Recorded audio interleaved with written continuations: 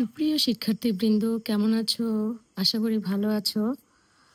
তো চলো আজকে আমরা শিখে নিই প্রথিব অনুপাত 1:40 এর সাহায্যে গজ, ফুট ও ইঞ্চি দেখিয়ে একটা কর্ণীয় স্কেল অঙ্কন। আমরা জানি 1 গজ সমান 36 ইঞ্চি, 1 গজ সমান 3 ফুট এবং 1 ফুট সমান 12 ইঞ্চি। তো মানচিত্রের দূরত্ব 1 ইঞ্চি হলে ভূমির দূরত্ব হবে 40 ইঞ্চি।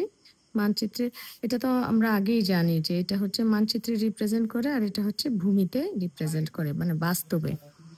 মানচিত্রের দূরত্ব 1 ইঞ্চি হলে ভূমির দূরত্ব হবে 40 ইঞ্চি, আর মানচিত্রের দূরত্ব 36 ইঞ্চি হলে ভূমির দূরত্ব হবে 40/36, যেহেতু 1 গজ সমান 36 ইঞ্চি, এটাকে আমরা গজে কনভার্ট করেছি। আবার ভূমির দূরত্ব 10/9 গজ হলে মানচিত্রের দূরত্ব হবে 1 ইঞ্চি। ভূমির দূরত্ব 1 গজ হলে মানচিত্রের দূরত্ব হবে এরকম ফ্র্যাকশন ভ্যালু ওদিকে আসলে উল্টে যায়, তো উপরে 9 নিচে 10 চলে আসছে। আর ভূমির দূরত্ব 6 গজ হলে মানচিত্রের দূরত্ব, এখানে আমরা 6, 7, 8, 9 প্রয়োজন অনুযায়ী আমরা নিতে পারি। সাধারণত বেশিরভাগ ক্ষেত্রে আমরা 5 থেকে 6 নিয়ে থাকি। তো নিয়ে আমরা আগে একটু ক্যালকুলেশন করে দেখি যে ভ্যালুটা কেমন আসে, আমাদের জন্য কোন ভ্যালুটা আসলে স্কেলটা আঁকতে কমফোর্টেবল হয়। এখানে আমরা 6 নিলে এই মানটা আমরা পাই এবং আমাদের স্কেলটা আঁকতে সুবিধা হবে। তাহলে আমরা এখানে পেয়েছি 5.4 ইঞ্চি। নির্ণয় স্কেলটির দৈর্ঘ্য 5.4 ইঞ্চি। তো চলো এবার আমরা কর্ণীয় স্কেলটি অঙ্কন করে নিই।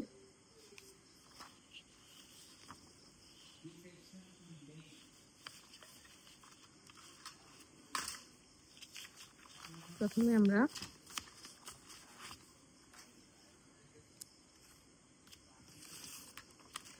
নিয়ে নিব হচ্ছে এখানে কত 5.4 ইঞ্চি।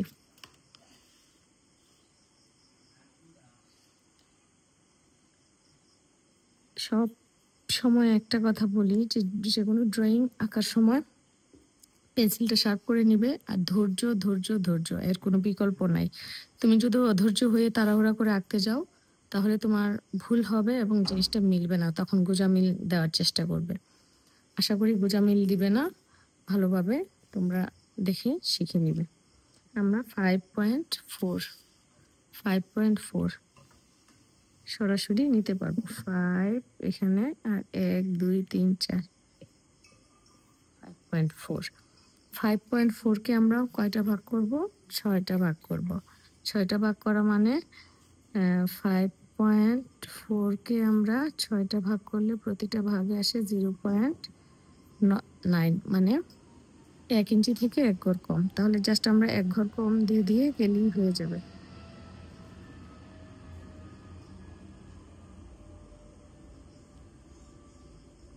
ঠিক আছে, এবার আমরা যে কোনো একটা দাগের সাথে মিলিয়ে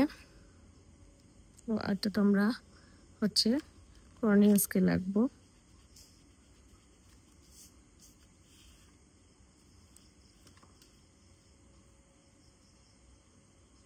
90 ডিগ্রির সাথে মিলে এদিকে একটা দাগ দিয়ে নিই। এটা জাস্ট আমার স্কেলটা দাগটা যেন সোজা হয় এই জন্য, এটা তেমন কোনো কিছু না, তোমরা চাইলে নাও দিতে পারো। আমি একটু দিয়ে নিই। এবার আমরা কি করব, যেহেতু 1 ফুট সমান 12 ইঞ্চি, যে কোনো একটা দাগের সাথে আমরা মিলিয়ে নিব। এই যে এই দাগটার সাথে মিলিয়ে নিয়ে আমরা 12টা ফুটা দিয়ে নেব। 1 2 3 4 5 6 7 8 9 10 11 12। অনুরূপভাবে আমরা এই পাশেও দিয়ে নিব। এই জায়গাটার সময় একটু তাড়াহুড়া করা যাবে না, তাড়াহুড়া করলে ভুল হওয়ার একটা সম্ভাবনা থাকে। ফোঁটাগুলো ঠিক মতো না হলে দাগটাও ঠিক মতো সুন্দর হয় না। 1 2 3 4 5 6 7 8 9 10 11 12 13 সরি 1 2 3 4 5 6 7 8 9 10 11 12। দুইটা ফোঁটা বেশি দিয়ে ফেলছিলাম, দুইটা মুছে দিলাম।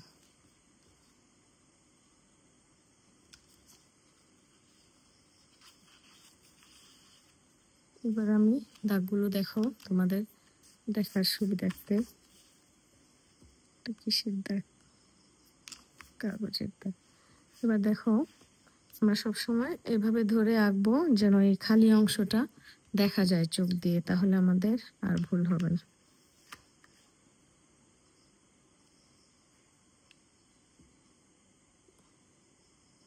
দুইটা বিন্দুকে মিলিয়ে দাগগুলো দিয়ে নিব।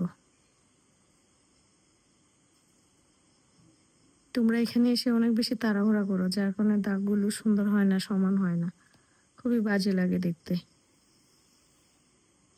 একদম ধীরে ধীরে আঁকবে।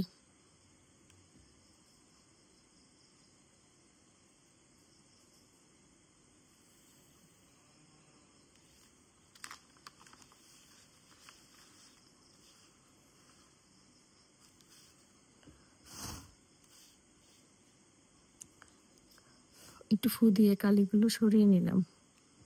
এবার আমি পাশের দাগটা দিয়ে নেব। পাশের দাগটা পরে দিতেই আমার ভালো লাগে, মনে হয় যে ফিনিশিংটা ভালো আসে।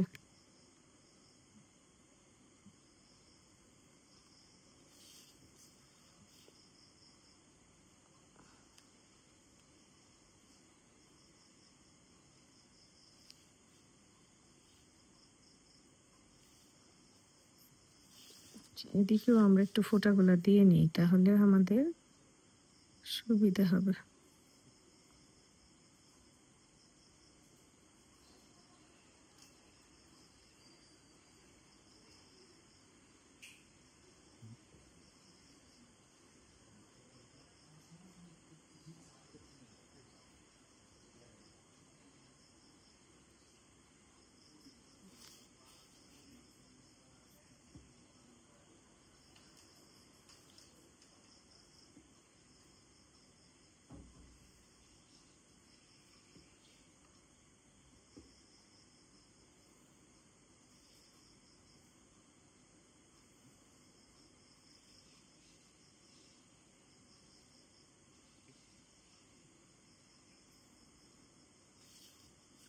এবার আমরা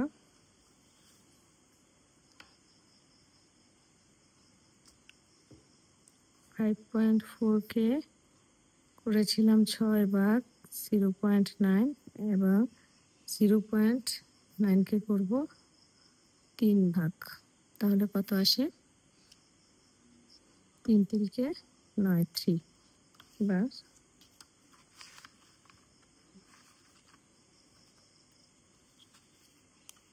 0.3, 0.123।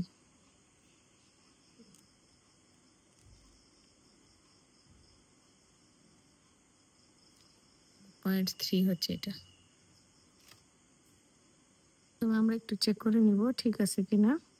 1 2 3 একদম ঠিক আছে, তাহলে আমরা ফোঁটাগুলা দিয়ে নিতে পারবো।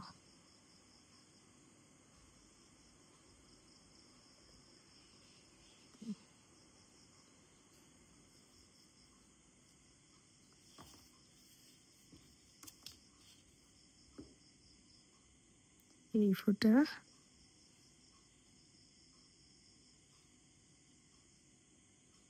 আর এই বিন্দু। শিক্ষার্থী বিন্দু, আজকে আমরা করব প্রথম অনুপাত 1:72 সাহায্যে গজ।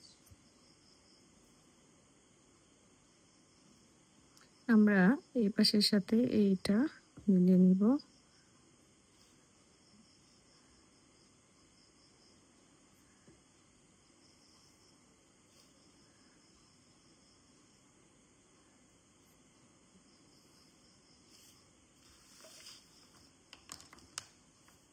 হচ্ছে 0 1 2 3 4 5 গজ।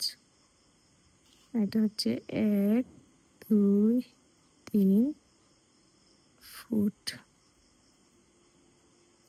আর এদিকে হচ্ছে 2 4 6 8 10 12 ইঞ্চি। তোমরা এটা চাইলে পেন্সিল দিয়ে দিতে পারো। এবার হচ্ছে বক্স করে নিব।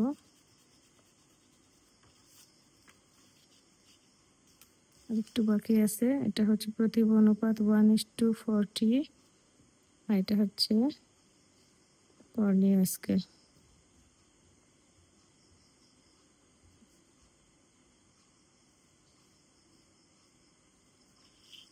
এবার তোমরা এটা বক্স করে নেবে। বক্সটা হচ্ছে দেখার সৌন্দর্য, আর এটা ভেরি ইম্পর্ট্যান্ট। দেখার সৌন্দর্য অনেক গুরুত্বপূর্ণ। একটু বক্স করে নিলে দেখতে খুব ভালো লাগে।